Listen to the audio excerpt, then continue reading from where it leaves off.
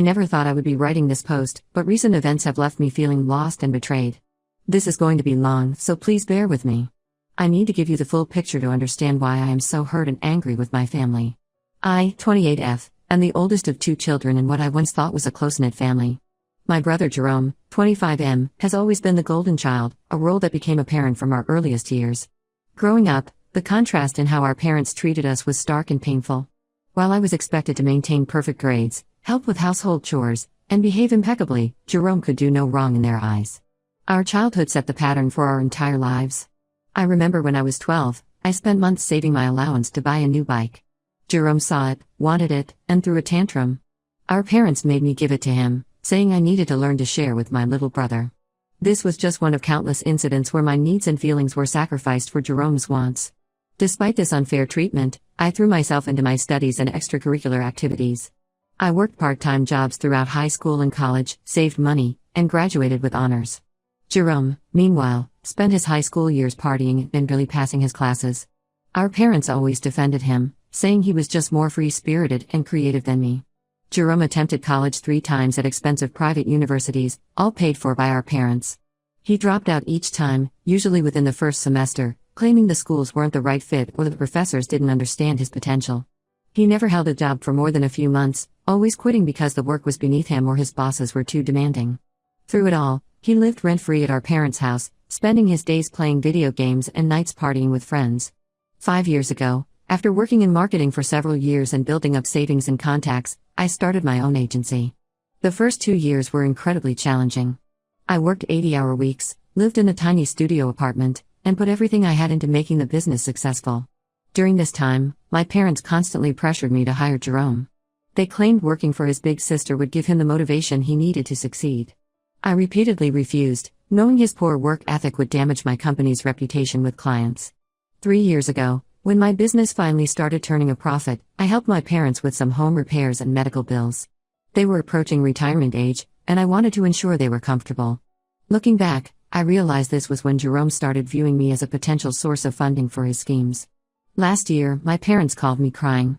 They had made a decision that would change all our lives. They had remortgaged their house and emptied the retirement accounts to help Jerome start his own business venture. They handed him $175,000 for what he claimed would be a revolutionary tech startup. Jerome had no business plan, no experience in tech, and no idea what he was doing. I tried desperately to warn them. I even brought over a friend who works in venture capital to explain why Jerome's vague ideas weren't viable. They dismissed all our concerns, saying I was just jealous of Jerome's entrepreneurial spirit.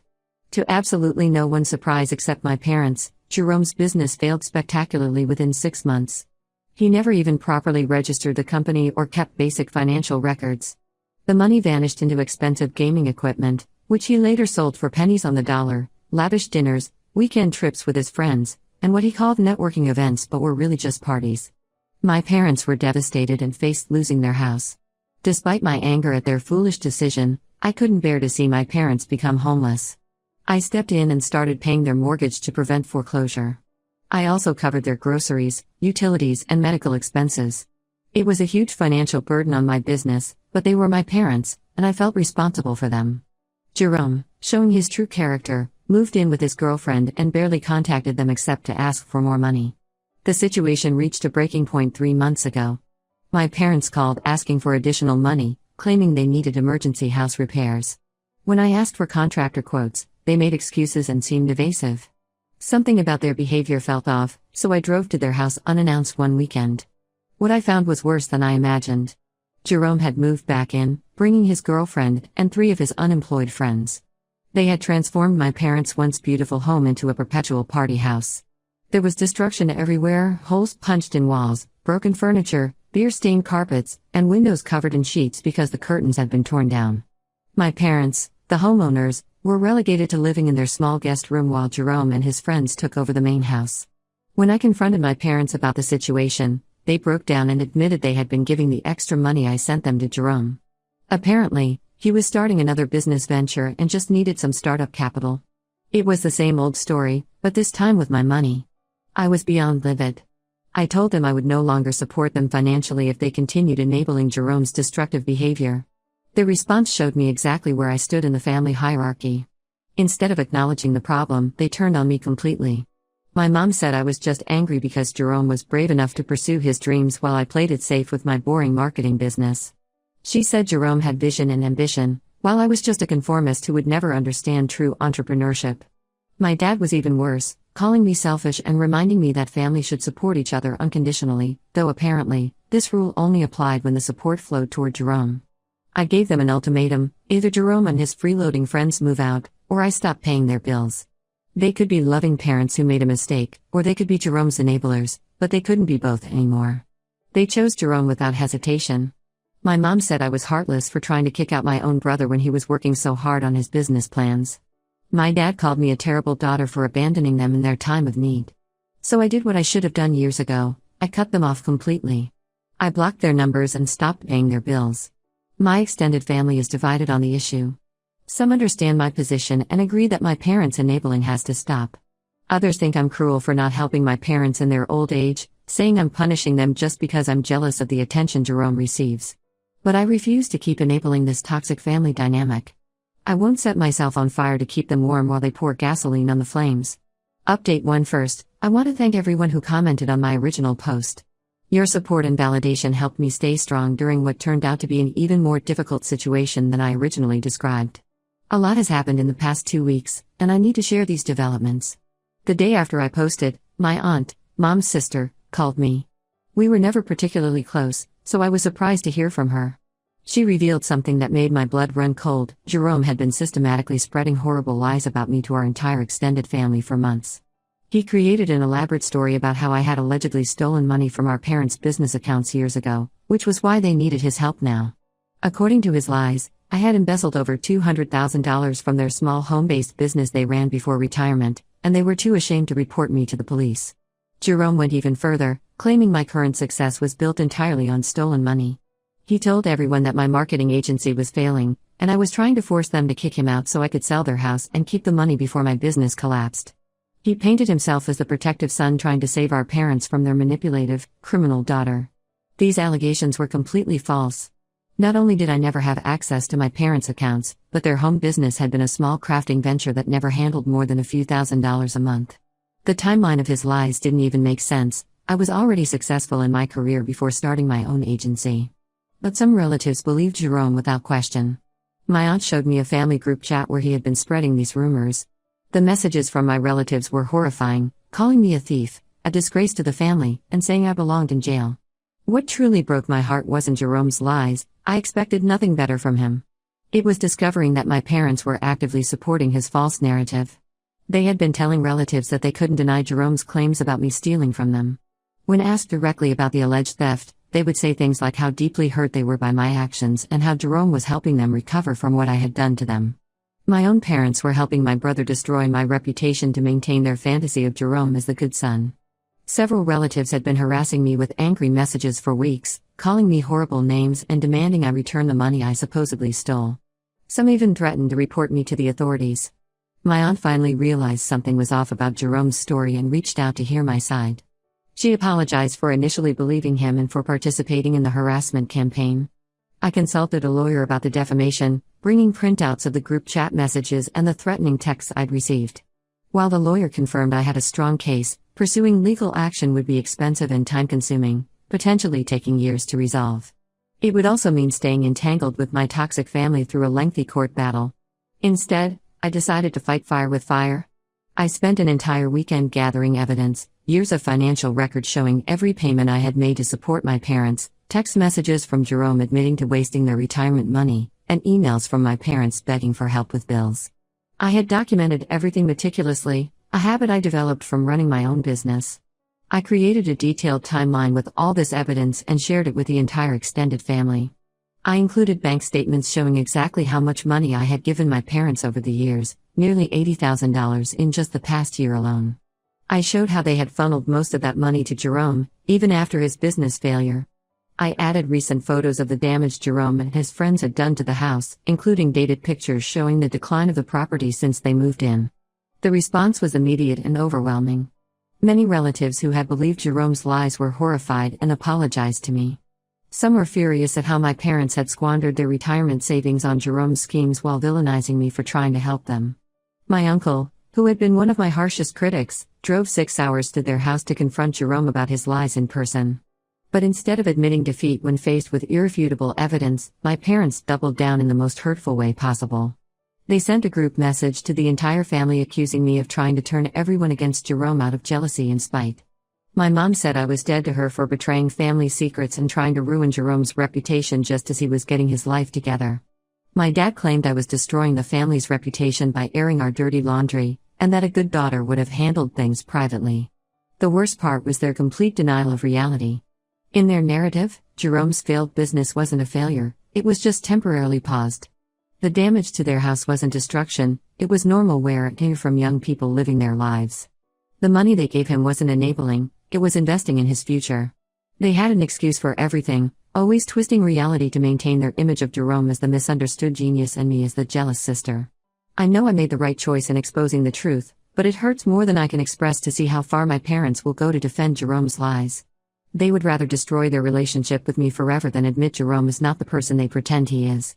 I've decided to maintain strict no contact with them and Jerome. Some relatives think I should forgive them since they're still my parents, but I can't trust people who would help destroy my reputation to protect their golden child. The family loyalty they demand only seems to flow in one direction, toward Jerome. Update 2. I wasn't planning to update again, but something major happened that I need to share. The situation with my family has taken several unexpected turns, and I'm still processing everything I learned.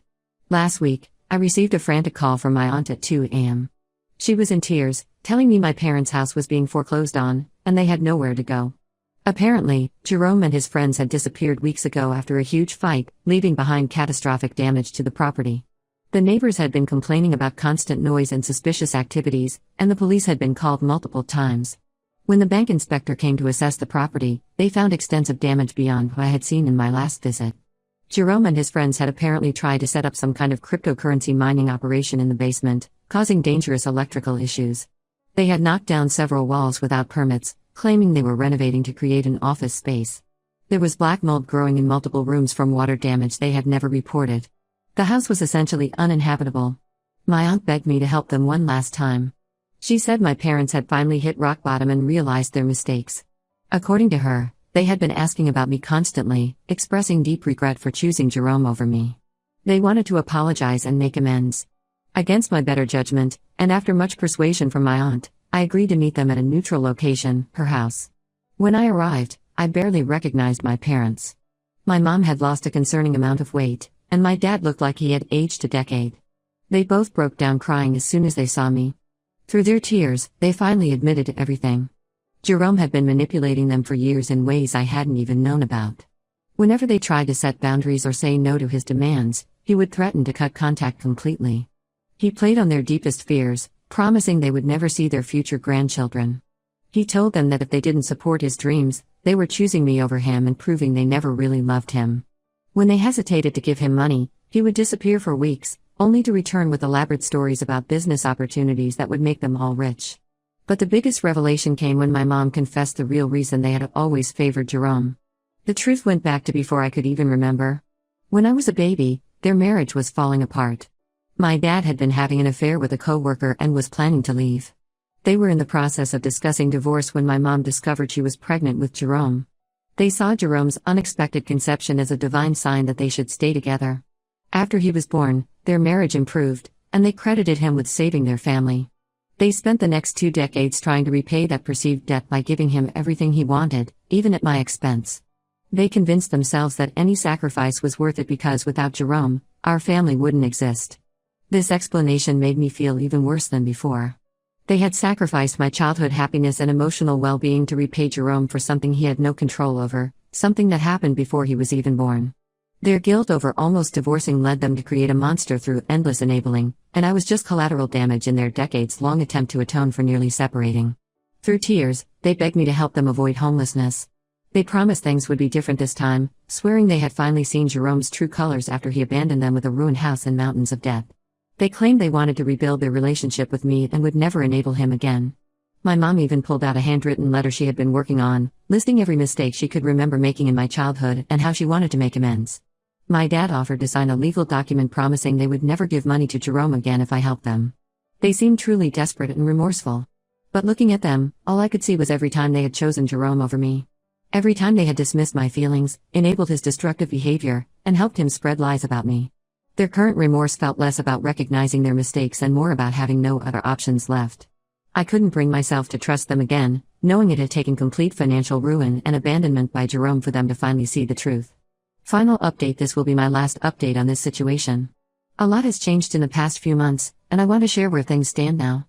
After losing their house, my parents moved in with my aunt. The bank assessed the total damage to their property at over $85,000.